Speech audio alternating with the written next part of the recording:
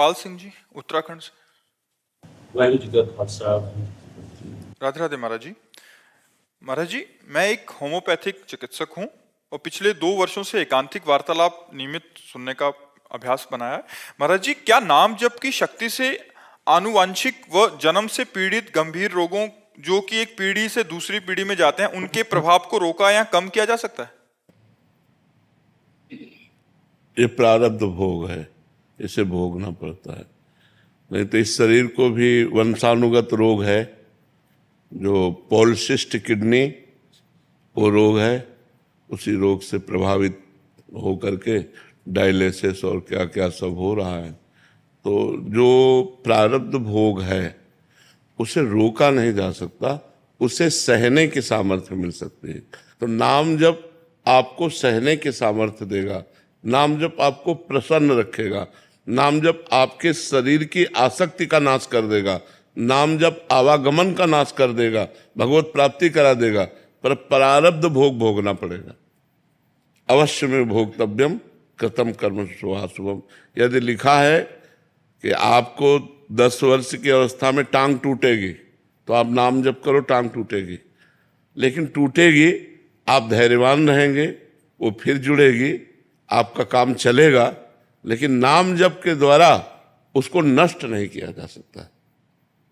इतना मतलब, नहीं तो बड़े बड़े संतों में, बड़े बड़े सिद्धों में जो कष्ट देखे गए वो फिर कैसे है। नहीं, हम लोग तो थोड़ा नाम जप करते हो तो रात दिन नाम जप करते हैं और उनको कष्ट मिला, तो इसका मतलब जो प्रारब्ध भोग है वो भोगना पड़ता है। इसका प्रभाव भी कम हो सकता है। हाँ, प्रभाव कम हो सकता है, प्रभाव कम हो सकता है, पर भोगना पड़ेगा, ये पक्का है। भगवान की शरण में है इसलिए ये सब रोग है, पर परेशानी नहीं है। नहीं तो ये रोग के साथ इतनी परेशानियां होती कि हमें रोज ये मनाना पड़ता कि हम मर जाए तो अच्छा है। ये सब नाम जप ने क्या किया, ये व्यवस्था कर दी। नाम जप ने सब तरह से सुखी कर दिया। आज अगर हम भागवती कुछ में हैं तो चल के आते हैं, अपनी दिनचर्या हो रही है, आनंद चल रहा है, भगवान की वार्ता हो रही, भगवान में मन लगा हुआ है। नहीं, इसी किडनी में मन लगा होता तो ये नाम का प्रभाव बड़ा अमोघ होता है। नाम बड़ा अमोघ, पर प्रारब्ध को नहीं मिटा, प्रारब्ध को भोगना पड़ेगा। ये सिद्ध पुरुषों में रहा है, उनको भी भोगना पड़ा, जो सिद्ध भगवत स्वरूप महापुरुष रहे हैं। निरंतर नाम जप और भगवान के स्वरूप श्री गुरु अर्जुन देव जी, कितना शरीर को पीड़ा सहनी पड़ी। तप्त तवे पर, तपते हुए लोहे के तवे पर बैठाल कर उनको जलती हुई तपती हुई बालू डाली गई, फफूला ही पूरे शरीर में, भयानक पीड़ा, लेकिन उस समय भी कहते हैं तेरा किया मीठा लागे। ये बल देता है नाम। हम सोच कर कांप जाएं, जो महापुरुषों को कष्ट दिया गया, हम सोच करके कांप जाएं।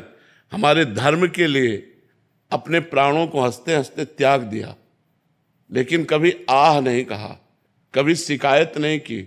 ऊपर से क्या बोल रहे, तेरा किया मीठा लागे, मतलब गजब गजब हो गया, गजब हो गया। ये है नाम, तेरा किया मीठा लागे। वाहेगुरु तेरा किया मीठा लागे। तो ये नाम जो होता है ये आनंद देता है, ये बल देता है। बकाया बाहरी जो प्रकोप होना है, देखो बड़े बड़े महापुरुषों ने प्राण तक न्यौछावर कर दीजिए। नहीं, तेग बहादुर सिंह बलिदान कर दिया, लेकिन अपने नाम का प्रयोग करके दुष्टों का नाश नहीं किया।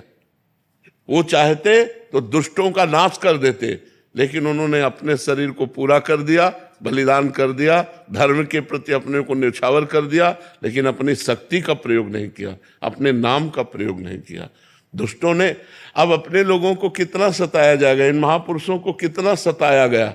और समर्थ महापुरुष थे, स्वयं भगवान के स्वरूप में, वाहेगुरु स्वरूप है, स्वयं परमात्मा स्वरूप है।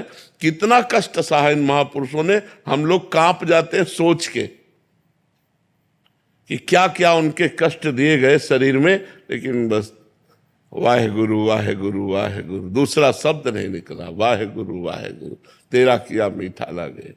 तो ये नाम महान सामर्थ्य प्रदान करता है।